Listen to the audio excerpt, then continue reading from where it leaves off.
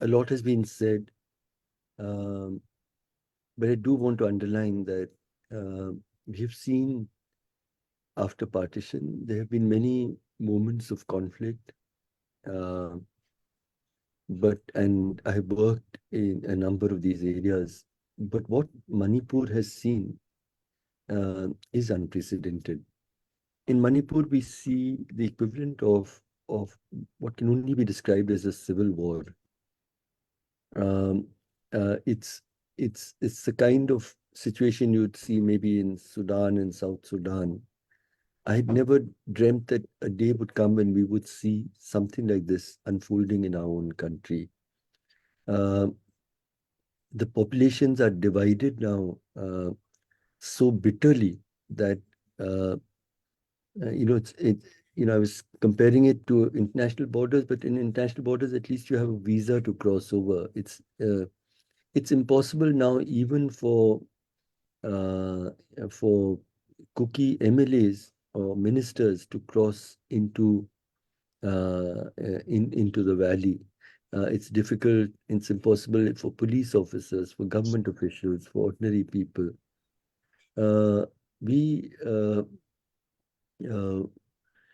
we saw a situation in which police armories were looted. Civilian populations were allowed to loot light machine guns in thousands. We're seeing a situation where um a whole year has passed and some 50, 60,000 people have had to live in relief camps.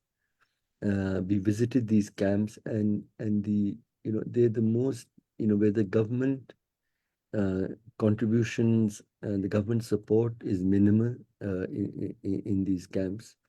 People are surviving. There's no education, there's little health care, there's very poor food and nutrition. Um, and And the country has, in a sense, looked away. Our Prime Minister has never had the time, even once, to visit Manipur.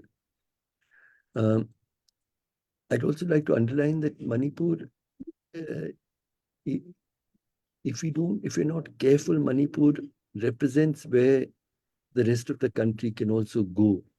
If we allow our governments to, in the way that uh, the government in Manipur has been so partisan, so unashamedly partisan, and we have a situation where militant groups summon the MPs and MLAs and they quietly come and meekly submit and so on.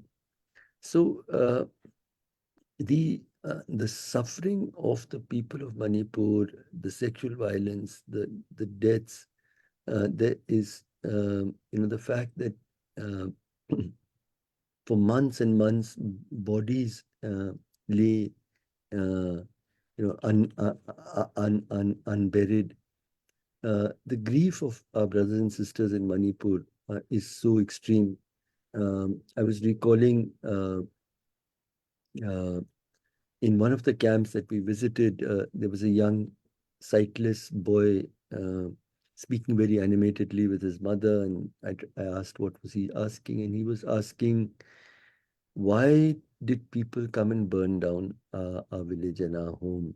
And in a sense, this child was asking a profound question: what has happened to us?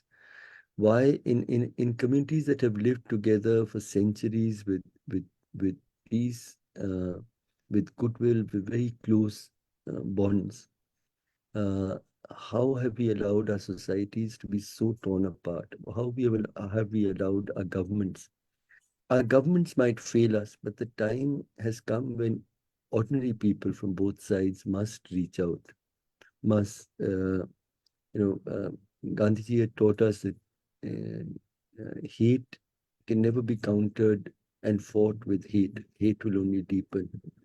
Can we refuse to accept the stigmatization and the us, nothing is possible. The state has no power. We keep saying the state, it is the responsibility of the state. We all know the state has no. Mithila, please mute everyone else. No, I hear your anguish. I think the state has profoundly failed us, failed the people of Manipur. and it has to be, we have to fight. We have to fight for a change in the leadership. But in the meanwhile, are we going to just wait? We have to rebuild trust and relationships and bonds between communities. When our state fails us, it is even more important that citizens rise up and show the way. And this has happened in areas of conflict of a profound nature that we have seen in other parts of the world and in India. And it is that goal for us to find our capacities, to have the courage, and it requires enormous courage in these times to speak out for peace, to reach out across communities with love, with respect for the rights of the other to survive.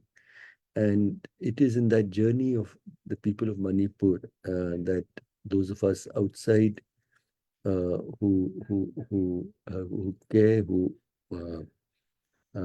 share the pain and the suffering of our brothers and sisters in Manipur.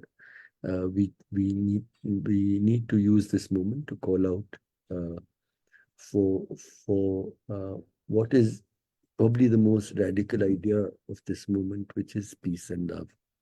Can we find the spaces for peace and love where our governments have failed us? Uh, uh, that is the question that I want to leave with all of you. Thank you.